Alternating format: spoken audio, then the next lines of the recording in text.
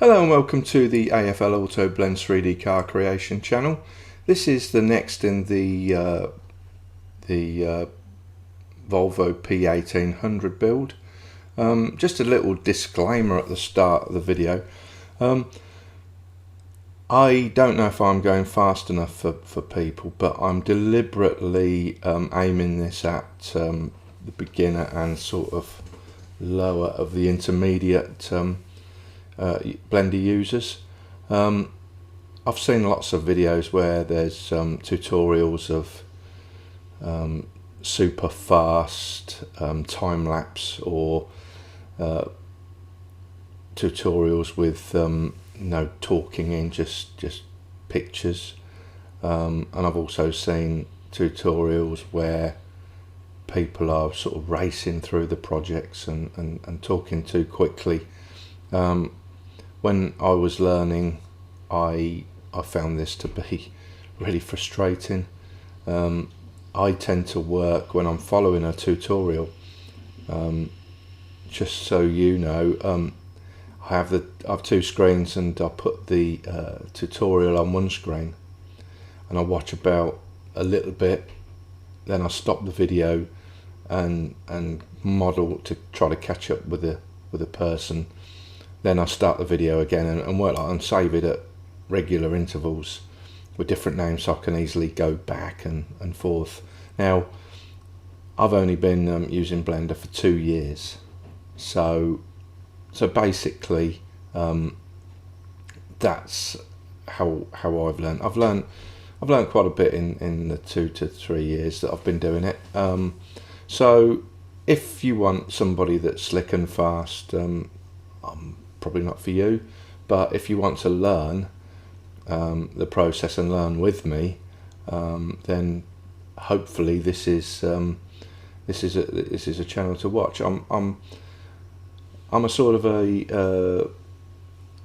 I like historic cars, and if you look at the channel, you'll see I do sort of pieces on the historical cars. I don't just do car modelling on this channel.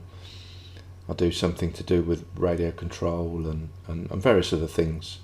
So basically this is just a little video to tell you what I'm about. If you've started to follow this, I like modern cars, and I will be doing some modern cars in the future, but primarily now I'm more interested in sort of classical cars and cars with a story. I just don't want to do a sort of standard road car that has got no real history or interest behind it.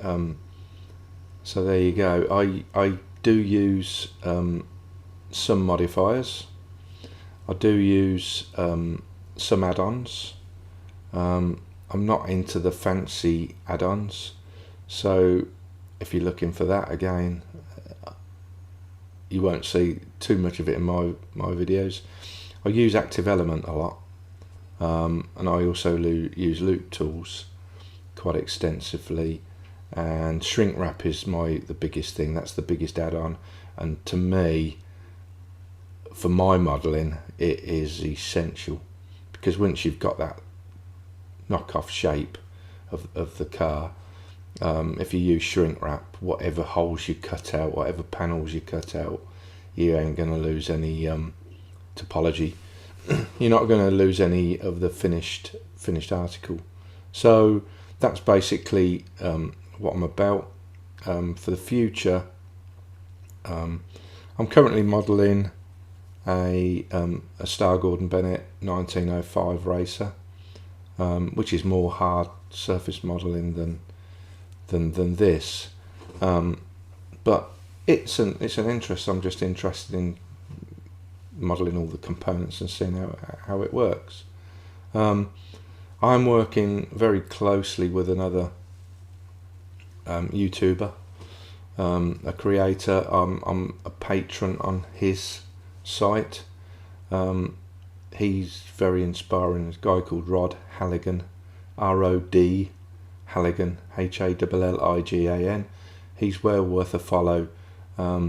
He's doing some very interesting cars, and a lot of the techniques I use on here are gained from him.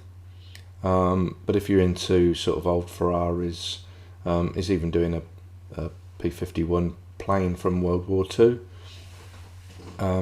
Various other bits and pieces. I think he just started a watch that he's hard surface modelling, but interiors and stuff like that, he's well worth a follow. But as I say, I'm sort of working, or beginning to work closely with him actually, so we're linked a little bit in terms of what we do, what our interests are, and what sort of cars we like to model.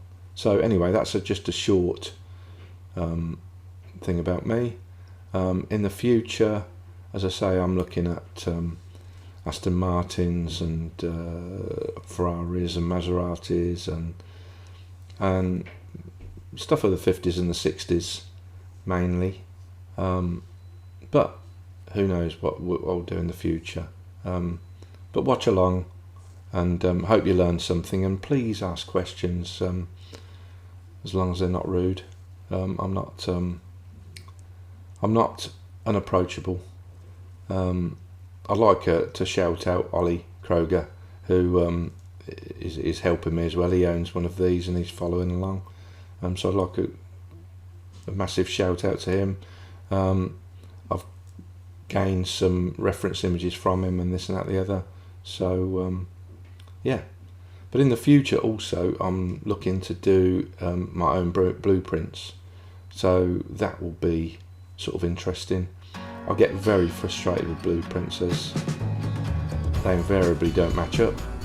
But there you go, we'll talk about that in the future. Anyway, thanks for watching this episode. In the next episode, I'll be straight back into the modelling. Thanks.